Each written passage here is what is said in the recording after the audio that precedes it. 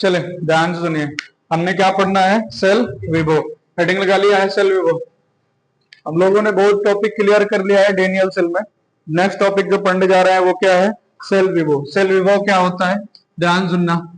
E cell equal to होता है ई cathode minus का ई एनोड। ये क्या होता है फार्मूला, क्या होता है, ई कैथोड माइनस का ई एनोड। बात समझ में आया? अब ध्यान सुनो, सेल विभो क्या कहलाता है, कैथोड और एनोड विभो के बीच का डिफरेंस यानी अंतर क्या कहलाता है, सेल विभो कहलाता है। बात समझ में आया? कैथोड और एनोड के बीच विभव का अंतर क्या कहलाता है, सेल विभव कहलाता है। बात समझ में आया? लिखो, किसी रासायनिक सेल के, किसी रासायनिक सेल के, लिखा, किसी रासायनिक सेल के कैथोड एवं एनोड के, कैथोड एवं एनोड के, लिखा,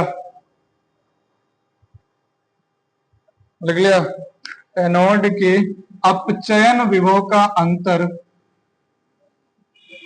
अपचयन विभव का अंतर सेल विभव कहलाता है,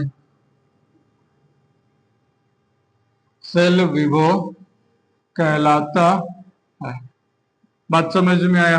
किसी रासायनिक सेल के कैथोड एवं एनोड के अपचयन विभव का अंतर क्या कहलाता है, सेल विभव कहलाता है। बात समझ में आ गया, क्लियर हो गया?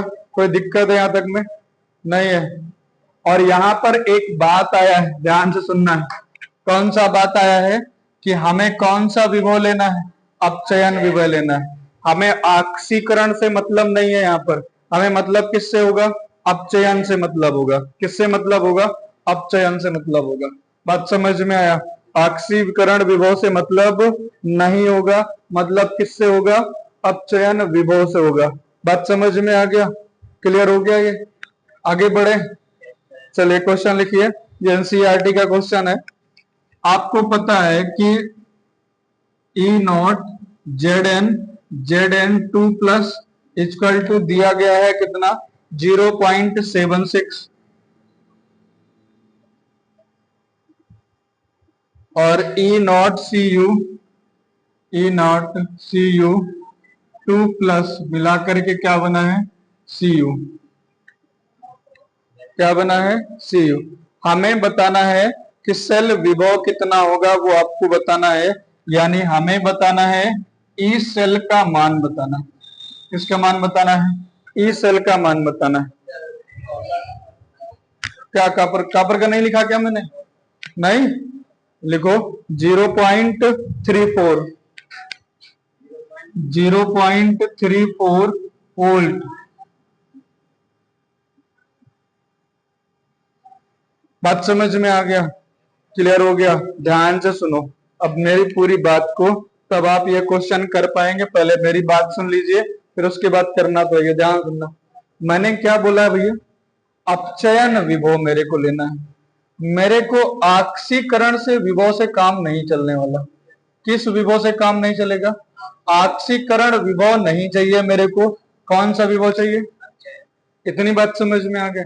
अपचयन विभव के लिए आपको क्या करना पड़ेगा, एक बात बताइए, अपचयन किसका होता है, जो इलेक्ट्रॉन एक्सेप्ट करता है, ग्रहण करता है, और जो इलेक्ट्रॉन डोनेट करता है वो किसका क्या होता है, ऑक्सीकरण।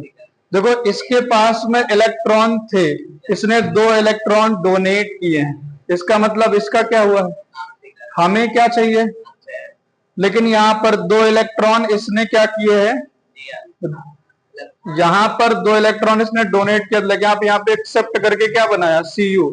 यहाँ पर इलेक्ट्रॉन इसने क्या किया, एक्सेप्ट किया, तो इसका क्या हुआ, अपचयन हुआ। ये ऑक्सीकरण है, ये अपचयन है। लेकिन मुझे कैथोड और एनोड का क्या लेना है, अपचयन विभव लेना है। मुझे इसको भी क्या बनाना है, अपचयन विभव बनाना है। क्या बनाना है, और दिया किसमें गया है, ऑक्सीकरण विभव में दिया गया है। बात समझ में आ गया? अब ध्यान से देखो, पूरी बात मेरी ध्यान से देखो।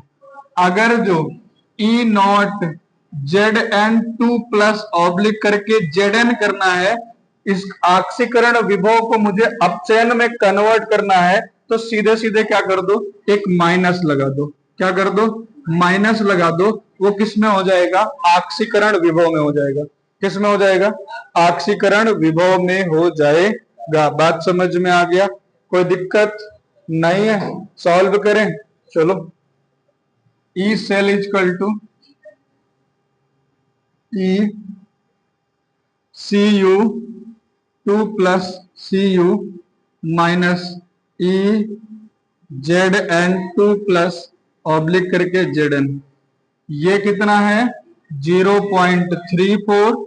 ये वाला माइनस क्या हो जाएगा प्लस, ये बच जाएगा 0.76। ऐड कर दीजिए, 7 में 4 6 में 4 ऐड करोगे 10 का 0, 7 3 10, 1 कितना हो जाएगा 11, 1 2 डिजिट बाद पॉइंट लग जाएगा। ई सेल बराबर, ये आ गया आपका आंसर। नहीं बात समझ में आया, कितना, अरे भैया प्लस कर रहे हो, 0.34, 0.76, 6 4 10, 7 3 10 और एक हासिल गया 11।